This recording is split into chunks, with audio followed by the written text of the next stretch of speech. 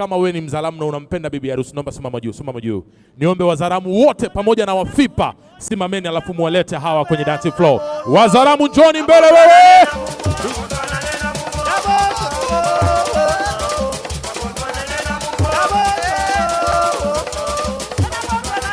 Sijawazoea hivyo Wazaramo, twende wewe.